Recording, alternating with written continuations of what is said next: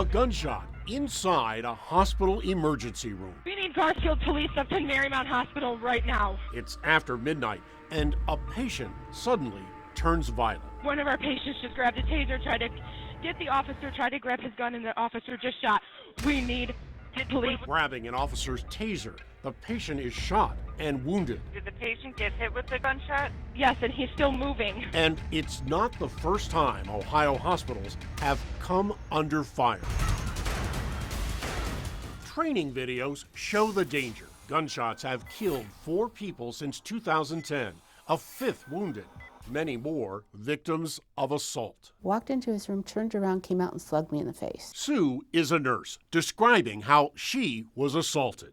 He had kicked me in my back and my head with his steel-toed boots. Boots worn by a patient here on the psychiatric wing at St. Vincent Charity Hospital. It was very painful. I was off work for 7 weeks. She says while the hospital is now a leader in safety, I don't think in the macro it has changed enough. Just how much violence happens inside hospitals. This nationwide survey tells the story. So the number one thing we found, violent crime. Stephen Niblink is president of a leading foundation for hospital security. We found that of the hospitals reporting in the survey, there was a 25% increase between 2012 and 2013.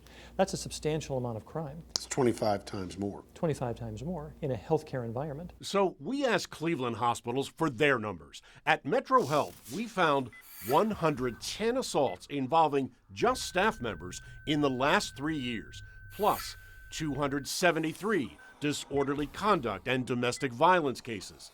At the Cleveland Clinic, 114 cases involving workplace and domestic violence or disputes, 46 robberies and assaults in the last 3 years. But university hospitals reported only violence recorded in the last 14 months.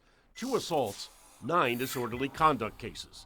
The hospital blamed record-keeping changes involving how violent crime was classified for the lack of data. But we found it's information hospitals have at their fingertips. So this is tracked. Absolutely. And they keep the numbers. They keep the numbers. It's part of their security management plan. And not only do they track it and understand what's happening, but it's also a teachable moment for them. No healthcare worker should ever expect to get hurt. That was Sue last summer, urging hospitals to improve safety. It was the first time a forum like this was ever held in Cleveland. I heard from other people, even from management, you work in a psychiatric facility. What do you expect? Across Ohio, in hospitals and healthcare settings, we found 520 cases of violent injuries over a 2-year period, 340 nurses victims of assault. And in hospitals nationwide, more than 22,000 violent injuries resulting in at least 21 deaths. Oh, I think it's way underreported.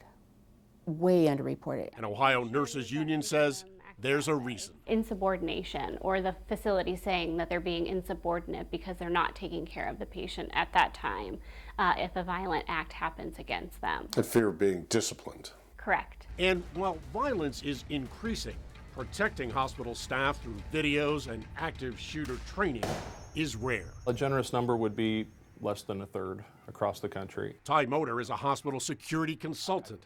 His company creates videos like this for hospitals across the country. Preventing an armed violent intruder is highly unlikely. However, through proper policy, training, and drills, we can dramatically reduce the overall effects of such an incident. A message victims like Sue says is still going unheard. And I think that a lot of hospitals still have the attitude that it's just part of the job. You should expect that that may happen.